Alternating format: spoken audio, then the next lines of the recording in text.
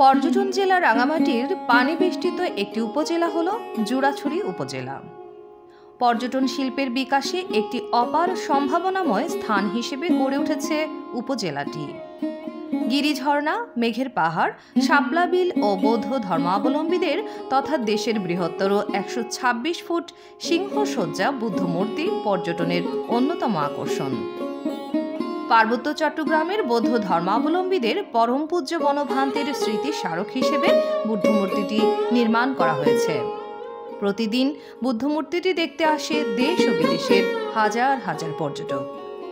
এছাড়া শুকনাছড়ি, নকাকাটা ঝর্ণা, মেঘের পাহাড়, পাংখোয়া, বসন্তমন, ছোট পানছড়ি গিরি ঝর্ণা, জোড়াছড়ি ইউনিয়নের তান্নাবী ঝর্ণা, শিলছড়ি ঝর্ণা ও পানছড়ি সিবে ঝর্ণা উপজেলার অন্যতম দর্শনীয় স্থান। পর্যটন বিকাশে দীর্ঘ পরিকল্পনার প্রয়োজনীয়তার কথা জানিয়ে উপজেলা নির্বাহী কর্মকর্তা আরাফাত মোহাম্মদ নোমান বলেন, জুরাছড়ি অনেক পটেনশিয়াল একটা জায়গা।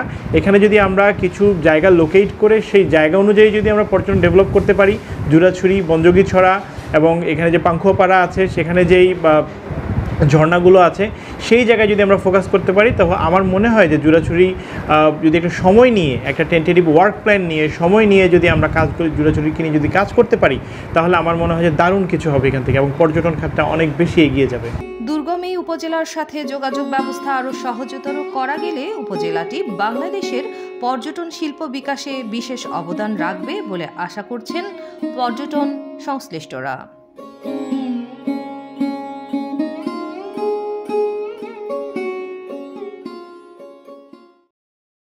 নিউজ ডেস্ক, বাংলাদেশ বেতার, রাঙামাটি।